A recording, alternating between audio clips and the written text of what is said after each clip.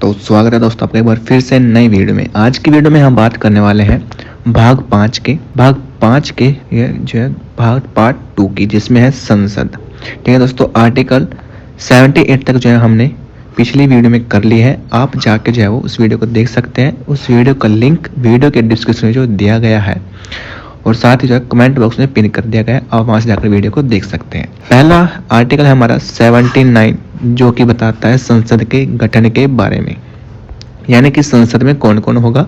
तो संघ के लिए जो एक संसद होगी जिसमें एक राष्ट्रपति होगा और दो सदन जो दो हैं दोस्तों वो है कि राज्यों की परिषद जिसको राज्यसभा बोलते हैं, दूसरा है लोगों के सदन यानी कि लोकसभा होगा। ठीक है दोस्तों, अब बात करते हैं कि एक ट्रायंगल बना लेते हैं। ठीक है, जो सबसे नीचे वाला है उसको बोलते हैं लोकसभा। ठीक है, यानी कि निम्न सदन और हाउस ऑफ पीपल्स को जब बोला जाता है। उसके बाद है दोस्तों सेकंड नंबर पर राज्यसभा यानी कि सेकंड।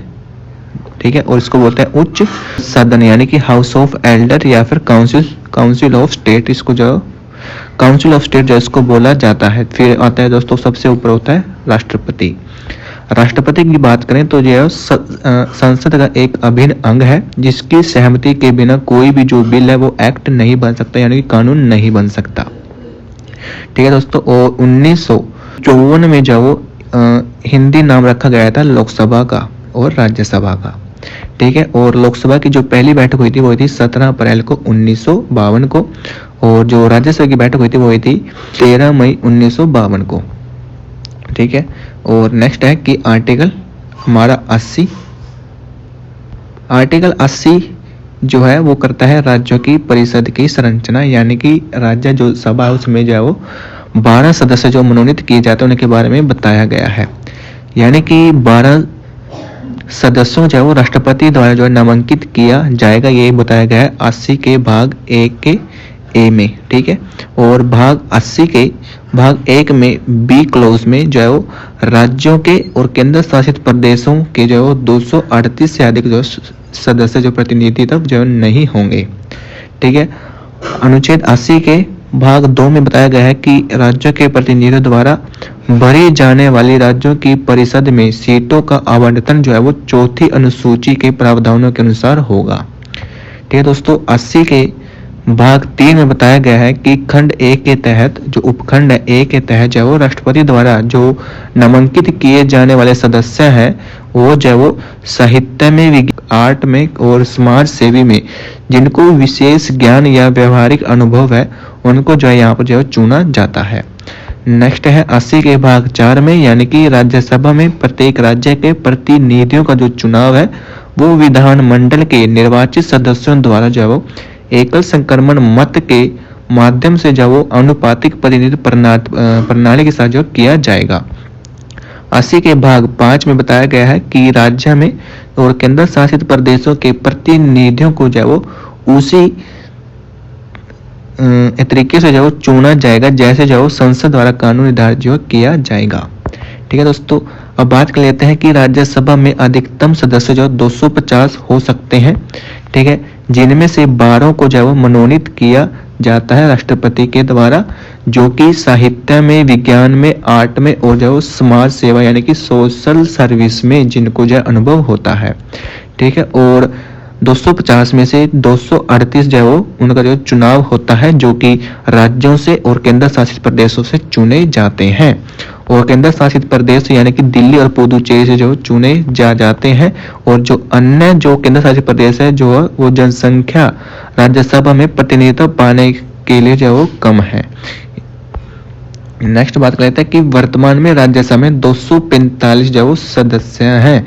अधिकतम की बात करें तो वो 250 हो सकते हैं। ठीक है दोस्तों, नेक्स्ट बात कर लेते हैं हम कि जो राज्यसभा के सदस्य हैं उनका जो चुनाव की प्रक्रिया है वो हमने जो दक्षिण अफ्रीका से जो ली है, और राज्यसभा के सदस्यों का नामांकन वो हमें आयरलैंड से लिया है।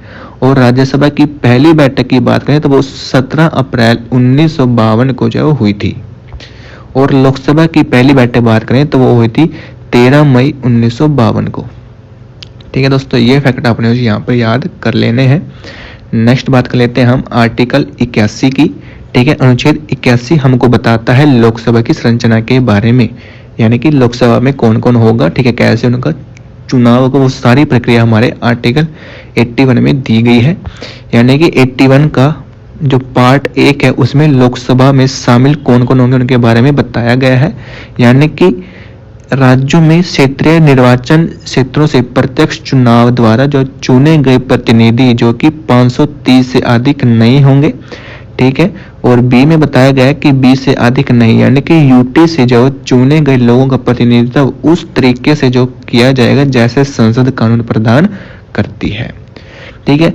जैसे दोस्तों क्या आप जानते हैं कि लोकसभा में जो है पहले जो है 2 सदस्य मनोनीत जो किए जाते थे जिनको एंग्लो इंडियन बोला जाता है, लेकिन 104 संविधान संशोधन द्वारा इसको हटा दिया गया है जो कि 2019 में हुआ है, ठीक है दोस्तों।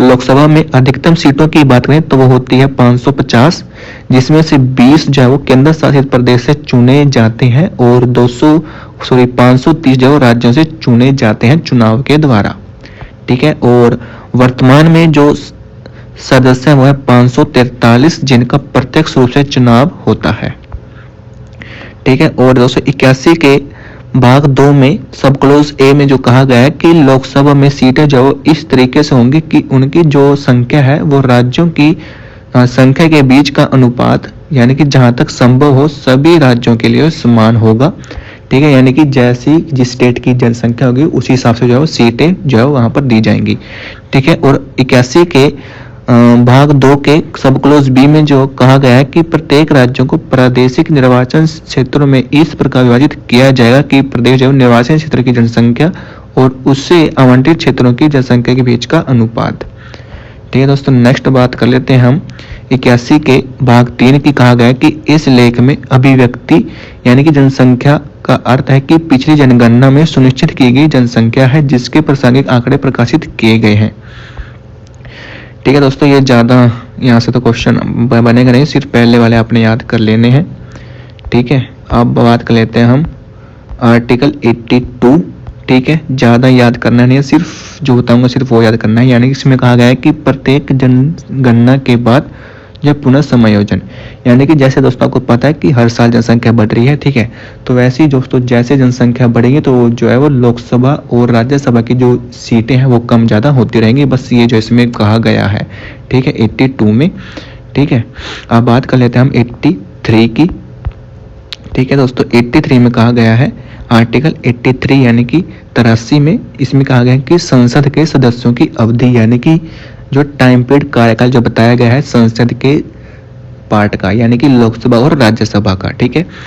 83A में बताया गया है कि राज्यों की परिषद यानी कि राज्यसभा के विघटन के अधीन जो नहीं होगी, लेकिन यथासंभव उसके एक तय जो सदस्य हैं वो 2 वर्ष की समाप्ति के बाद जो सेवानिवृत्त हो जाएंगे। यानी कि इसमें कहा गया है कि जो राज्यसभा के सदस्य हैं वो जो स्थायी होते हैं उनको कभी नहीं हटाया जा सकता, लेकिन जो उनके सदस्य हैं वो 2 वर्ष के बाद 1/3 जो है रिटायर्ड हो जाते हैं, ठीक है। और जो प्रत्येक सदस्य जो कार्यकाल है वो 6 वर्ष का होता है दोस्तों, ठीक है। और पार्ट 2 में कहा गया है कि लोकसभा जब तक शीघ्र भंग न हो जाए अन्यथा उसकी पहली बैठक के लिए जो नियुक्त तारीख से 5 साल तक जारी रहेगी। यानी कि इसमें कहा गया जो लोकसभा का जो कार्यकाल है वो 5 वर्ष तक होता है, लेकिन उससे पहले में जो उसको भंग किया जा सकता है जब अविश्वास प्रस्ताव जो है वो सरकार के खिलाफ आ जाए, ठीक है दोस्तों। लोकसभा की अवधि को एक समय में 1 वर्ष तक के लिए जो बढ़ाया जा सकता है जब राष्ट्रीय आपातकाल लग जाए, ठीक है। ये फैक्ट आपने याद कर लेने हैं। अब बात कर लेते हैं आर्टिकल 84 की जो बताता है संसद के सदस्यों की योग्यताएं। संसद के सदस्य है लोकसभा और राज्यसभा, ठीक है। इनके जो भी मेंबर्स हैं उनकी योग्यताएं यानी कि कौन जो है वो उन पार्ट का जो है वो मेंबर बन सकता है उसके बारे में बताया गया है। यानी कि कोई भी व्यक्ति जो संसद में सीट भरने के लिए या फिर चुने जाने के लिए तब तक जो अयोग्य नहीं होगा जब तक वो ये वाली शर्तें पूरी नहीं करेगा। यानी कि पहला क्या है कि वो भारत का नागरिक होना चाहिए और राज्यसभा का सदस्य बनने के लिए उसकी उम्र 30 वर्ष और लोकसभा के लिए 25 वर्ष से कम जो है वो नहीं होनी चाहिए, ठीक है दोस्तों। एग्जाम्पल की बात करें कि राज्यसभा के सबसे कम उम्र के जो मेंबर है वो कौन है, तो वो है दोस्तों यहाँ पर राघव चड्ढा जो कि है आम आदमी पार्टी से, ठीक है। और लोकसभा की सबसे कम उम्र की जो युवा सदस्य है वो है चंद्राणी मुर्मू, ठीक है दोस्तों। ये यहाँ पर उसकी पिक दी गई, आप देख सकते हैं। आप बात कर लेते हैं आर्टिकल 85 में, जिसमें जो संसद की बैठकों के बारे में बताया गया है, ठीक है। यानी कि संसद के स्तर के बारे में और उसके विघटन के बारे में, ठीक है। यानी कि संसद का स्तर और विघटन जो कैसे होगा, यानी कि राष्ट्रपति समय समय पर जो इनको कर सकता है, यानी कि बैठकें बुला सकता है मंत्रिपरिषद की सलाह पर, ठीक है। और सदनों या किसी भी सदन का जो है वो बैठक करना, ठीक है, और लोकसभा को भंग कर देना, ठीक है दोस्तों। ये जो इसके पार्ट है, आप बात कर लेते हैं कि क्या होता है। यानी कि एक होता है बजट सत्र, यानी कि बजट की बैठक होती है। दूसरा होता है मॉनसून स्तर, तीसरा होता है शीतकालीन स्तर। बजट स्तर होता है आपका फरवरी से अप्रैल, ठीक है दोस्तों। ये तीन जो स्तर जो है आपके एक साल में होते हैं, ठीक है। दूसरा होता है जुलाई और अगस्त में, और शीतकालीन वाला होता है दिसंबर में, ठीक है। और दो स्तरों के बीच, यानी कि इसके बीच और इसके बीच जो है 6 महीने से अधिक का अंतर नहीं होना चाहिए। यानी कि किसी भी बजट के बीच 6 महीने से अधिक का अंतर जो नहीं होना चाहिए। और ये जो बैठकें जो बुलाता है वो बुलाता है राष्ट्रपति, लेकिन उनका जो स्थगन यानी कि जो स्थान बताना है वो बताएगा सदन का पीठासीन अधिकारी, ठीक है। यानी कि बैठने का समापन कैसे करना है, ठीक है। जो बैठने का सदन का जो समापन है वो कौन करता है, पीठासीन अधिकारी, ठीक है। और लोकसभा का समापन यानी कि डिसोल्यूशन जिसको बोलते हैं। और जो टाइम होता है 11 से लेकर 12 तक का, उसको बोलते हैं प्रश्न काल, जो कि पहला घंटा होता है। दूसरा होता है दिन का एजेंडा का टाइम, जिसको बोलते हैं शून्य काल, जो कि 12 से 1 बजे का होता है। नेक्स्ट है अनुच्छेद 86, ठीक है, जो कि बताता है कि सदनों को संबोधित करने और संदेश भेजने का राष्ट्रपति का अधिकार है, ठीक है। यानी कि राष्ट्रपति का अधिकार है कि वो सदनों को जो संबोधित कर सकता है और उनको संदेश भेज सकता है, ठीक है। अब इसको बारे में डिटेल से पढ़ते हैं कि 86 के भाग 1 में, यानी कि राष्ट्रपति जो है वो किसी भी सदन को या फिर एक साथ दोनों जो भी सदन है उनको जो संबोधित कर सकता है, और उस प्रयोजन के लिए सदस्यों की उपस्थिति की आवश्यकता होती है, ठीक है। नंबर 2 में बताया गया है कि जो राष्ट्रपति है वो संसद के किसी भी सदन को जो संदेश भेज सकता है, चाहे वह संसद में निलंबित या किसी विधेयक के संबंध में हो या ना हो, ठीक है दोस्तों। नेक्स्ट बात कर लेते हैं आर्टिकल 87 यानी कि 87 में, इसका होता है राष्ट्रपति का विशेष संबोधन, जिसको मोशन ऑफ थैंक्स भी बोलते हैं। यानी कि जब भी लोकसभा के सदस्य यानी कि प्रत्येक आम चुनाव के बाद जो पहले सत्र की जो शुरुआत और प्रत्येक वर्ष के पहले सत्र की शुरुआत पर राष्ट्रपति संसद के दोनों सदनों को एक साथ संबोधित करेंगे और संसद को उसके आह्वान के कारणों के बारे में सूचित करेंगे, ठीक है। और भाग 2 में है कि ऐसे संबोधन में संदर्भित मामलों पर चर्चा के समय के आवंटन के लिए किसी भी सदन की प्रक्रिया को विनियमित करने या नियमों का प्रावधान जो किया जाएगा। दोस्तों इसमें कैसा ये है कि जैसे ही लोकसभा के चुनाव होते हैं, ठीक है, और जो सरकार बनती है तो उस सरकार को जो है वो जब सरकार बनेगी तो उस सरकार का जो एक बैठक होती है, और उस बैठक को जो है राष्ट्रपति जो है वो सबसे पहले भाषण देते हैं, ठीक है। और बात कर लेते हैं उसके बाद होगा कि जैसे ही नया साल स्टार्ट होगा तो जो है राष्ट्रपति जो है वो भाषण देते हैं, उसके बाद ही जो है वो आगे की बैठकें होती हैं, ठीक है। ये आर्टिकल 87 में बताया गया है, आपको मैंने जो आसान भाषा में बता दिया है। बात कर लेते हैं आर्टिकल 88 की, यानी कि 88 की, इसमें बताया गया है संसद के संबंध में मंत्रियों और महान्यायवादी के अधिकारों के बारे में, यानी कि महान्यायवादी के क्या अधिकार है और मंत्रियों के क्या अधिकार हैं। 88 में बताया गया है यानी कि सदनों के संबंध में मंत्री और महान्यायवादी के अधिकार, यानी कि किसी भी सदन में जो बोल सकते हैं लेकिन मतदान नहीं कर सकते, ठीक है दोस्तों। अब बात जो कि बहुत ज्यादा इंपॉर्टेंट है वो है संसद के अधिकारी, ठीक है दोस्तों। संसद के अधिकारी दोस्तों यहाँ से क्वेश्चन आपका बनता ही है, तो इसको जो है थोड़ा सा ध्यान से पढ़ लेना, ठीक है।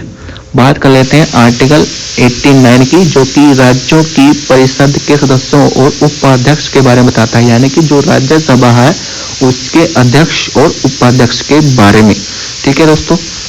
आर्टिकल 89(1) में बताया गया है कि जो उपराष्ट्रपति है वो राज्यसभा का सभापति होता है, यानी कि अध्यक्ष, ठीक है, सभापति होता है। और ये जो है आपके एग्जाम में पूछा जा सकता है, क्योंकि जो उपराष्ट्रपति है वो राज्यसभा का सभापति होता है। ये आपके जो है वो आर्टिकल 63 में भी जो कहा गया है, ठीक है दोस्तों, सॉरी 64 में, ठीक है। और 89 के भाग 2 में बताया गया है कि उप सभापति जो कि सदन का चयनित यानी कि राज्यसभा का सदस्य होता है, और जो उपराष्ट्रपति है वो किसी भी सदन का सदस्य नहीं होता,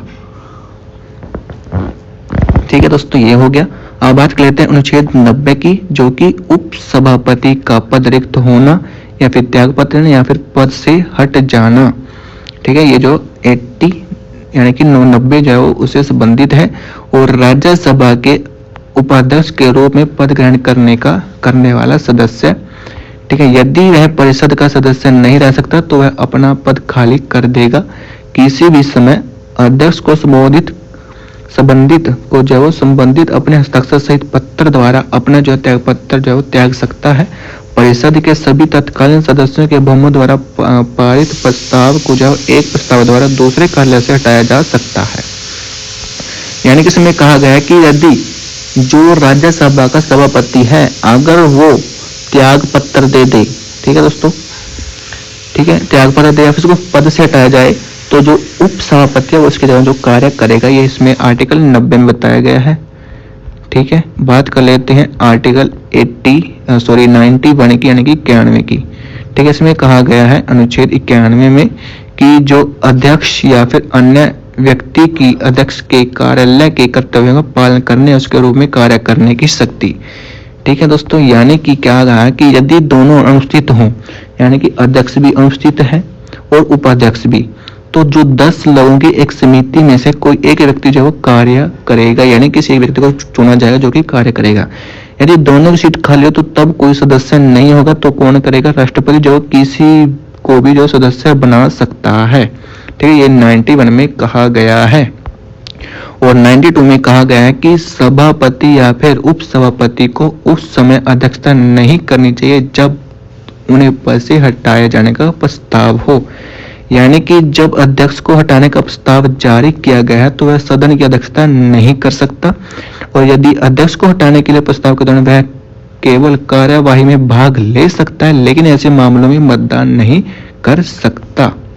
यानी कि वोटिंग होगी एट द फर्स्ट इंस्टेंस 60/40 और कॉस्टिंग यानी 50-50 होती है। ये ज़्यादा याद नहीं करना। और आप बात कर लेते हैं आर्टिकल 93 यानी कि 93 की। इसमें क्या है? इसमें लोकसभा के अध्यक्ष और उपाध्यक्ष के बारे में बताया गया है। यानी कि लोकसभा का अध्यक्ष होगा, ठीक है, उपाध्यक्ष होगा, ऐसे बताया गया है, ठीक है। और लोकसभा के सदस्यों अपने बीच से किसी एक को अध्यक्ष बनाते हैं और एक को जो उपाध्यक्ष जो है वो चुनते हैं लोकसभा के सदस्य, ठीक है। और बात कर लेते हैं कि अध्यक्ष के चुनाव की तिथि जो कि राष्ट्रपति द्वारा निर्धारित की जाती है, और उपाध्यक्ष की चुनाव की तिथि की बात करें तो अध्यक्ष जो निर्धारित करता है, ठीक है। यानी कि पहले जो लोकसभा के अध्यक्ष थे वो थे गणेश वासुदेव मावलंकर, और जो पहली महिला लोकसभा अध्यक्ष थी वो थी मीरा कुमार। वर्तमान जो लोकसभा अध्यक्ष हैं वो है ओम बिड़ला, और जो पहले उपाध्यक्ष हैं वो थे मदभूषी अनंत शयनम आयंकर। वर्तमान उपाध्यक्ष की बात करें तो कोई नहीं है, ठीक है। आर्टिकल 94 की बात करें कि अध्यक्ष और उपाध्यक्ष का पद रिक्त होता है या फिर वो त्याग पत्र देते हैं या फिर पद से हटाया जाते हैं, उनसे रिलेटेड आर्टिकल दिया गया है। यानी कि यदि वह लोकसभा का सदस्य नहीं रहता, कौन? अध्यक्ष, तो वह अपना पद खाली कर देगा, ठीक है। और जो इस्तीफे की बात करें, जो अध्यक्ष है वो उपाध्यक्ष को देगा, जो उपाध्यक्ष है वो अध्यक्ष को देगा। उसके बाद बात करते हैं कि सदन के जो सभी हैं सदस्यों को बहुमत द्वारा जो प्रस्ताव जो पारित लोकसभा के एक प्रस्ताव द्वारा उसके कार्यकाल से हटाया जा सकता है। लोकसभा के भंग होने के बावजूद भी लोकसभा का अध्यक्ष जो अगली लोकसभा तक अपना पद त्याग नहीं करेगा। ज्यादा याद रखना बस ये है कि यदि उनको जो है कैसे हटाना है, कैसे क्या प्रोसेस है, वो इसमें बताया गया है 94 में। अब बात कर लेते हैं आर्टिकल 95 यानी कि 95 की।